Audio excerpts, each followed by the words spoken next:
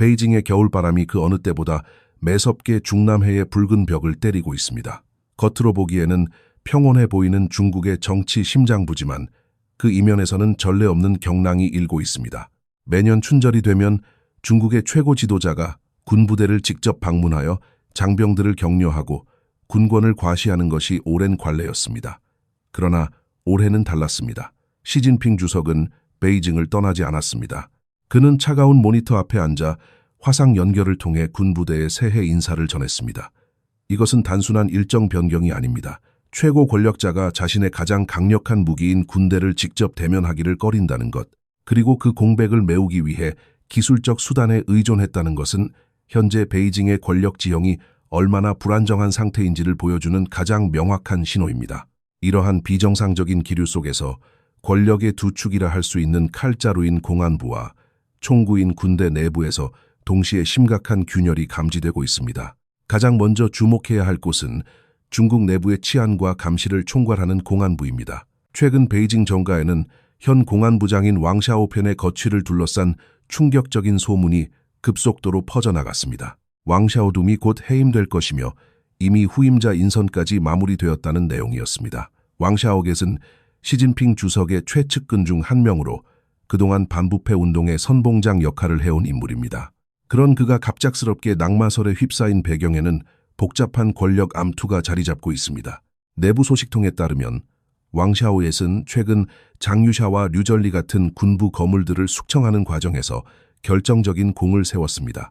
이러한 공로를 감안할 때 시진핑 주석이 당장 그를 내칠 가능성은 낮다는 분석이 지배적입니다. 하지만 권력의 세계는 냉혹합니다. 왕샤오툰의 입지를 흔드는 배후에는 또 다른 권력 실세인 차이치 상무위원이 있다는 관측이 제기되고 있습니다. 차이치는 왕샤오뎀의 건강 문제를 명분으로 그를 실권이 없는 국무위원이나 중앙서기처 서기로 이동시키고 공안부 장관직을 자신의 영향력 아래에 있는 인물로 채우려 한다는 것입니다. 이는 시진핑 주석의 최측근인 차이치와 왕샤오첨 사이의 2인자 경쟁이 본격화되었음을 시사합니다. 실제로 왕샤오툼의 건강 이상설은 꽤 구체적으로 거론되고 있습니다. 한간에는 그가 인후암을 앓고 있다는 소문이 돌았으나 정통한 소식통들은 실제 병명이 방광암일 가능성이 높다고 지적합니다. 내년에 70세가 되는 그의 나이와 건강 상태를 고려할 때 경무에 시달리는 공안부장 자리를 계속 유지하기는 어려울 것이라는 전망이 힘을 얻고 있습니다. 시진핑 주석 역시 차이치의 독주를 견제해야 하지만 왕샤오템의 건강 문제와 고령이라는 현실적인 한계를 무시할 수는 없는 상황입니다. 이에 따라 차기 공안부장 후보군에 대한 함화평이 구체적으로 오르내리고 있습니다. 현재 가장 유력하게 거론되는 인물은 후베이성 당서기 왕중린입니다. 왕샤오첨보다 5살 젊은 그는 소위 산둥방의 핵심 멤버로 분류됩니다. 만약 왕중린이 공안부장에 임명된다면 이는 시진핑 주석의 부인인 펑리위안 여사가 주요 인사권에 상당한 영향력을 행사하고 있음을 보여주는 증거가 될 것입니다. 공안부장은 부국급 대우를 받는 자리이자 국무원 부처 중 가장 막강한 실권을 쥐고 있는 위치이기 때문에 지방성서기에서 공안부장으로의 이동은 파격적인 영전입니다. 또 다른 유력 후보로는 후난성 당서기 선샤오밍이 거론됩니다. 선샤오밍은 왕중린보다 정치적 경륜이 풍부하며 이미 두 개성의 1인자를 역임했습니다. 특히 상하이 재직 시절 시진핑 주석의 눈에 들었으며 현재 상무위원인 딩쉐샹과도 각별한 관계를 맺고 있는 것으로 알려졌습니다. 그는 정치적으로 검증된 인물이며 실무 능력 또한 탁월하다는 평가를 받고 있습니다. 세 번째 후보로는 장시성 당서기 인홍이 있습니다. 인홍 역시 상하이에서 공직 생활을 시작하여 시진핑 주석의 신임을 얻은 인물입니다. 지난해 국경절 기간에 스타이펑이 장시성을 방문해 인홍을 직접 만났다는 사실이 알려지면서 그가 차이치의 뒤를 이어 중앙판공청 주임이 되거나 왕샤오툼의 후임으로 공안부장을 맡을 것이라는 두 가지 시나리오가 동시에 제기되기도 했습니다. 이처럼 차기 공안부장 자리를 놓고 벌어지는 치열한 경쟁은 단순히 한 부처의 수장을 뽑는 문제가 아닙니다. 이는 시진핑 주석의 사면임 이후 권력 구조가 재편되는 과정에서 각 계파가 자신들의 지분을 확보하기 위해 벌이는 사활을 건 투쟁입니다. 공안부를 장악하는 자가 중국 사회의 통제권을 쥐게 되며 이는 곧 다가올 21차 당 대회에서의 영향력과 직결되기 때문입니다. 하지만 공안부의 권력 다툼보다 더 심각하고 은밀하게 진행되고 있는 것은 바로 군부 내의 숙청 작업입니다. 지금 중남해의 시선은 베이징 교외 랑팡에 위치한 비밀 신문 기지로 향하고 있습니다. 그곳에는 한때 군부의 2인자였던 장유샤가 구금되어 있는 것으로 알려졌습니다. 최근 베이징 정가에는 은퇴한 원로 자칭린이 시진핑 주석의 부탁을 받고 랑팡을 방문했다는 소식이 전해졌습니다. 자칭린은 장유샤와 오랜 전우이자 친구 관계입니다. 시진핑 주석이 직접 나서지 않고 원로를 통해 설득에 나선 이유는 무엇일까요? 이는 현재 시진핑 주석이 군부를 완전히 장악하지 못했다는 방증이자 장유샤를 강제로 제거할 경우 발생할 수 있는 군 내부의 반발을 두려워하고 있음을 시사합니다. 시진핑 주석은 장유샤가 스스로 죄를 인정하고 물러나는 모양새를 원하고 있습니다. 그래야만 자신의 정치적 부담을 줄이고 군부의 동요를 최소화할 수 있기 때문입니다. 그러나 장유샤는 이러한 회유를 거부하고 있는 것으로 보입니다. 군인 출신 특유의 강인함과 자존심, 그리고 자신을 지지하는 군 내부 세력을 믿고 버티기에 들어간 것입니다. 이로 인해 베이징의 정치 기상도는 극도로 팽팽한 긴장감 속에 휩싸여 있습니다. 베이징의 정가 분위기는 지난 2월 4일을 기점으로 팽팽한 활시위처럼 당겨졌습니다. 이날 열린 전국인민대표대회 상무위원회 회의는 단순한 정례 회의가 아니었습니다. 겉으로는 평범한 의사 일정처럼 보였지만 그 이면에는 시진핑 주석과 군부 핵심 세력 간의 치열한 수싸움이 숨겨져 있었습니다. 당초 정치평론가들과 베이징 소식통들은 이번 회의에서 장유샤 부주석과 류절리 위원의 면직안이 통과될 것이라고 확신했습니다. 이미 시진핑 주석이 1월 말 당 중앙의 이름으로 이들에 대한 조사를 결정했다는 통보를 내렸기 때문입니다. 이는 관례를 깬 파격적인 조치였습니다. 통상적으로 중국 공산당의 고위 간부를 처벌할 때는 오랜 기간의 내부 조사를 거쳐 정치국 회의에서 결론을 내린 뒤 중앙위원회를 통해 직무를 정지시키고 마지막으로 전인대에서 법적 절차를 밟는 것이 순서입니다. 하지만 시진핑 주석은 이 모든 과정을 건너뛰고 속전속결로 군부의 거물들을 제거하려 했습니다. 이는 그만큼 시진핑 주석이 현재 군부 장악에 대해 불안감을 느끼고 있으며 사태를 조기에 매듭짓고 싶어 한다는 것을 방증합니다. 그러나 2월 4일 회의의 결과는 모든 이들의 예상을 뒤엎었습니다. 자오러지 전인대 상무위원장이 소집한 이날 회의에는 제적 인원 150명 중 149명이 참석했습니다. 숨막히는 긴장감 속에서 발표된 결과는 충격적이었습니다. 방위산업체 고위 임원 3명의 대표 자격만이 박탈되었을 뿐 정작 핵심 타깃이었던 장유샤와 류절리의 이름은 파면 명단 어디에도 없었습니다. 시진핑 주석이 의도했던 군부 수뇌부의 전격적인 숙청이 제도적 장벽에 부딪힌 것입니다. 이를 두고 베이징 정가에서는 자오러지 위원장이 시진핑 주석의 절차 무시 행위에 제동을 걸었거나 당 내부의 합의 도출에 실패했다는 분석이 쏟아져 나왔습니다. 시진핑 주석으로서는 체면을 구긴 셈이 되었고 이는 권력의 누수가 시작되었다는 신호로 받아들여지고 있습니다. 합법적인 절차를 통해 이들을 제거하려던 계획이 틀어지자 시진핑 주석은 더욱 은밀하고 집요한 방법을 동원하기 시작했습니다. 바로 원로 정치인을 이용한 회유 작전입니다. 소식통에 따르면 시진핑 주석은 자칭린 전 주석에게 특사 자격을 부여하여 장유샤가 구금된 랑팡의 비밀 기지로 보냈다고 합니다. 자칭린은 장유샤와 같은 군인 가문 출신으로 오랫동안 친분을 쌓아온 막역한 사이입니다. 시진핑 주석이 그를 보낸 것은 이른바 부드러운 칼을 사용하겠다는 전략입니다. 강압적인 수단보다는 예정을 앞세워 장유샤가 스스로 죄를 인정하고 물러나게끔 설득하려는 것입니다. 시진핑 주석에게 필요한 것은 장유샤의 자백입니다. 만약 장유샤가 자신의 혐의를 인정한다면 시진핑 주석은 군부 내의 숙청을 정당화할 명분을 얻게 되며 장유샤를 따르던 세력들도 구심점을 잃고 와해될 것입니다. 반면 장유샤에게 가혹한 고문이나 강압적인 수단을 사용할 경우 그 후폭풍은 감당하기 어려울 수 있습니다. 장유샤는 베트남전 참전 용사이자 군 내부에서 존경받는 강골의 무장입니다. 그에게 무리하게 손을 댈 경우 군심이 동요하고 시진핑 주석의 군 통수권 자체가 위협받을 수 있다는 우려가 작용한 것입니다. 현재 장유샤는 랑팡 기지에서 강도 높은 신문을 받고 있다는 설과 선전 지역으로 연금되어 비교적 자유로운 상태에서 감시를 받고 있다는 설이 엇갈리고 있습니다. 그러나 확실한 것은 시진핑 주석이 어떠한 방식으로든 그를 굴복시키려 한다는 점입니다. 차이치 상무위원이 신문을 지휘하며 압박 수위를 높이고 있다는 소문도 들려옵니다. 하지만 장 유샤는 쉽게 꺾이지 않고 있습니다. 그는 자신이 물러날 경우 군부가 시진핑 주석의 사병으로 전락할 것을 우려하며 마지막까지 저항하고 있는 것으로 보입니다. 이제 모든 시선은 다가오는 2월 25일과 26일로 예정된 전인대 상무위원회 회의로 쏠리고 있습니다. 중국 관영 매체들은 이번 회의에서 또다시 개별 대표의 자격 심사가 있을 것이라고 예고했습니다. 만약 이번에도 장 유샤와 류전리의 이름이 파면 명단에 포함되지 않는다면 이는 중남해의 권력 투쟁이 걷잡을 수 없는 국면으로 접어들었다는 것을 의미합니다. 시진핑 주석과 장 유샤의 대결은 단순한 개인 간의 갈등이 아닙니다. 이는 중국 공산당 내의 붉은 귀족이라 불리는 태자당 세력과 시진핑 1인 독재 체제 간의 정면 충돌입니다. 장 유샤가 버티면 버틸수록 군 내부의 침묵은 길어지고 있습니다. 과거에는 고위급 인사가 낙마하면 전군이 충성 맹세를 하며 시진핑 주석을 옹호했지만 이번에는 기이할 정도로 조용합니다. 이러한 침묵은 무언의 저항이자 군부가 현재의 상황을 예의주시하고 있다는 증거입니다. 시진핑 주석은 군대의 지지를 확신하지 못한 채 살얼음판 위를 걷고 있습니다.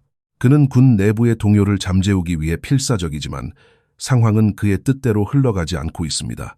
이러한 불안감은 최고 지도자의 행동 패턴마저 바꾸어 놓았습니다. 매년 설날이면 군부대를 찾아 병사들과 식사를 하고 덕담을 건네던 시진핑 주석의 모습은 올해 어디에서도 찾아볼 수 없었습니다. 대신 그는 베이징의 안전한 벙커에서 모니터를 통해 군대를 바라보았습니다. 이것은 단순한 일정의 변화가 아니라 최고 권력자가 느끼는 공포의 크기를 보여주는 상징적인 사건입니다. 시진핑 주석의 군부 장악력에 대한 의구심은 지난 2월 10일 베이징 8.1청사에서 열린 화상 위문 행사에서 정점을 찍었습니다. 화면 속에 비친 시진핑 주석의 모습은 과거와 확연히 달랐습니다. 웅장한 군부대 연병장이나 최전방 초소 대신 그는 차가운 실내에서 대형 스크린을 마주하고 있었습니다. 카메라가 비춘 장면은 기이했습니다. 시진핑 주석이 화면을 향해 열정적으로 손을 흔들었지만 그가 마주한 것은 살아있는 병사들이 아닌 3개의 거대한 모니터뿐이었습니다. 그의 곁을 지킨 사람은 중앙군사위, 기율검사위 서기, 장성민과 국방부장 둥진, 단 2명뿐이었습니다.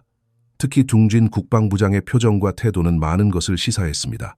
통상적으로 국방부장은 군의 얼굴로서 자신감 넘치는 모습을 보여주어야 합니다. 그러나 이날 둥진은 시진핑 주석의 뒤편에 배석하여 시종일관 굳은 표정으로 앉아 있었습니다. CCTV 카메라는 그에게 단독샷을 한 번도 허용하지 않았습니다. 마치 감시를 받는 죄수처럼 혹은 존재감을 지워야만 살아남을 수 있는 사람처럼 그는 숨을 죽이고 있었습니다. 이날 시진핑 주석의 연설 또한 뼈있는 경고로 가득 찼습니다. 그는 지난 1년 군이 정치 정훈을 심화하고 각종 위험과 도전에 효과적으로 대응했다고 평가했습니다. 여기서 그가 말한 위험과 도전은 외부의 적이 아닙니다. 바로 장 유샤, 류전리와 같은 내부의 반대 세력을 지칭하는 것입니다. 이어 그는 혁명적 단련이라는 섬뜩한 표현을 사용하며 군에 대한 통제를 더욱 강화하겠다는 의지를 드러냈습니다. 이는 군대가 시진핑 1인 체제를 위협하는 어떠한 세력도 용납하지 않겠다는 선전포고와 다름없습니다. 더욱 주목할 점은 그가 기층 장병들이 당의 말을 잘 듣고 따른다며 유독 하급 병사들을 치켜 세웠다는 것입니다. 이는 역설적으로 그가 군의 중추를 담당하는 고위 장성들을 전혀 신뢰하지 못하고 있음을 자인하는 꼴입니다. 군위 주석 책임제를 훼손하는 자는 누구든 가차없이 숙청하겠다는 그의 메시지는 축하 인사가 아니라 공포에 질린 독재자의 절규에 가까웠습니다. 이러한 시진핑 주석의 불안감은 근거 없는 것이 아닙니다. 군 내부에서는 시진핑이 우리 부대를 시찰하러 온다면 내 손으로 처단하겠다는 흉흉한 소문마저 돌고 있습니다. 암살과 쿠데타에 대한 공포가 그를 베이징 밖으로 한 발짝도 나가지 못하게 만든 것입니다. 그런데 이 미묘한 시점에 관영 매체인 신화통신과 해방군보가 연합하여 기묘한 기사를 내보냈습니다.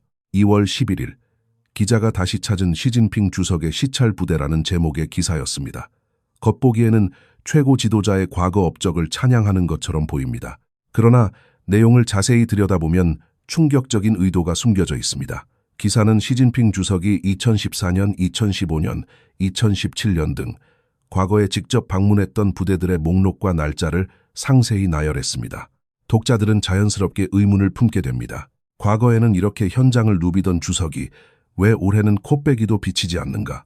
이 기사는 시진핑 주석의 현재 상황을 과거와 극명하게 대비시킴으로써 그의 부재와 위축된 위상을 우회적으로 비판하는 고도의 정치적 기술, 이른바 저급홍, 고급흑의 전형입니다.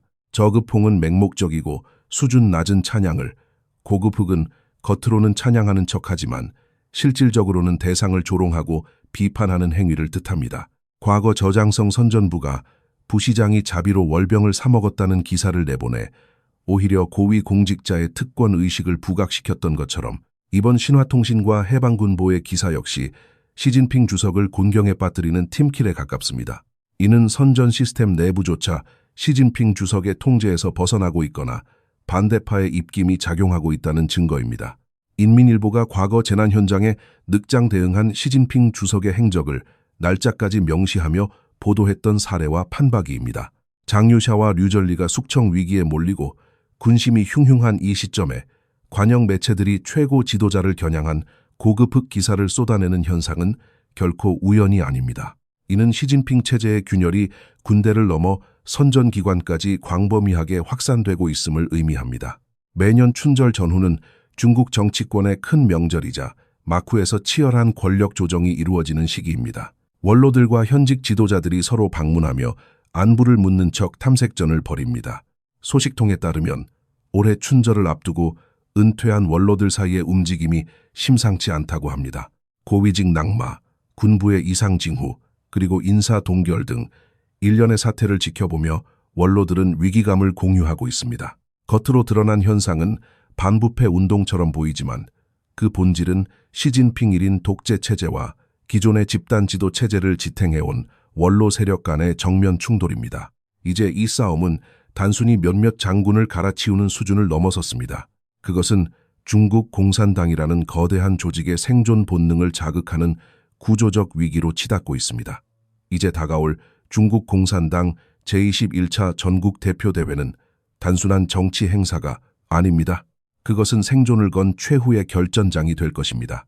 시진핑 주석에게 21차 당대회는 자신의 권력을 영구화하고 중국을 자신의 가문이 지배하는 가천하로 완성하는 마지막 관문입니다. 반면 그에게 반기를 든 붉은 귀족들과 원로 세력에게는 당의 공공재적 성격을 회복하고 자신들의 기득권을 지킬 수 있는 마지막 기회입니다. 소식통에 따르면 반시진핑 연합 세력은 이미 물밑에서 치밀하게 움직이고 있습니다. 그들은 시진핑 주석의 건강 문제, 경제 실정, 그리고 무엇보다 군부 장악 실패를 명분으로 내세워 그의 연임을 저지하려 할 것입니다. 장유샤와 류전리에 대한 숙청 시도는 이러한 거대한 권력 투쟁의 서막에 불과합니다. 시진핑 주석이 군권을 완전히 장악하지 못한 상태에서 21차 당대회를 맞이한다면 그는 사상 초유의 정치적 위기에 직면할 수 있습니다. 군대는 결정적인 순간에 침묵하거나 심지어 반대파의 손을 들어줄 수도 있기 때문입니다. 시진핑 집권 3기는 중국 정치의 본질을 근본적으로 바꾸어 놓았습니다. 과거 공산당이 표방했던 집단 지도 체제와 당내 민주주의는 완전히 실종되었습니다. 그 자리를 차지한 것은 전근대적인 황제 권력과 현대적인 감시 기술이 결합한 기괴한 독재 시스템입니다. 시진핑 주석은 초심을 잃지 말자라고 강조하지만 정작 당의 초심인 인민을 위한 봉사는 온데간데 없고 오직 최고 지도자 1인을 위한 충성 경쟁만이 남았습니다. 이것은 정당 정치의 타락을 넘어 국가 전체가 거대한 흑사회 조직처럼 변질되었음을 의미합니다. 보스의 말 한마디가 법이 되고 반대자는 가차없이 제거되며 조직의 이익을 위해 폭력과 거짓말이 난무하는 세상. 이것이 바로 신시대라는 화려한 포장지 아래 감추어진 중국 정치의 민낯입니다. 경제적 번영이 뒷받침될 때 인민들은 이러한 정치적 억압을 어느 정도 용인했습니다. 그러나 부동산 버블 붕괴, 청년 실업 급증, 그리고 민생 경제의 파탄은 시진핑 체제의 정당성을 송두리째 흔들고 있습니다. 중화민족의 위대한 부흥이라는 구호는 배고픈 인민들에게 더 이상 울림을 주지 못합니다. 오히려 그것은 독재를 합리화하고 내부 불만을 외부로 돌리기 위한 선전 도구로 전락했습니다.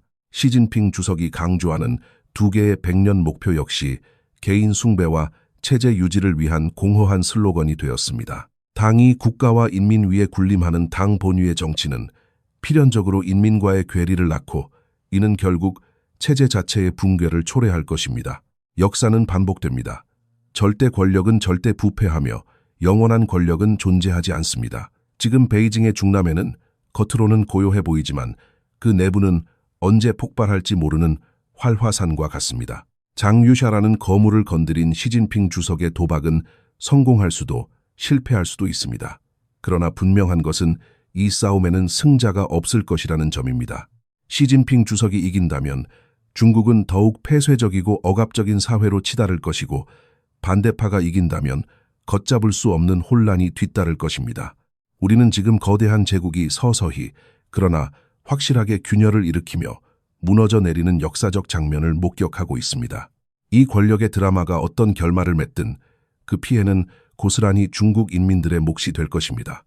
그러나 어둠이 깊을수록 새벽이 가까워오는 법입니다. 권력자들의 밀실 야합과 음모 속에서도 진실을 갈망하는 민심은 결코 사라지지 않을 것입니다. 오늘 우리가 살펴본 중남해의 권력 암투는 단순히 남의 나라 이야기가 아닙니다. 그것은 견제받지 않는 권력이 얼마나 위험할 수 있는지를 보여주는 타산지석입니다. 오늘의 이야기는 여기까지입니다. 민심은 곧 천심이며 진실은 가장 강력한 무기입니다. 시청해 주셔서 감사합니다.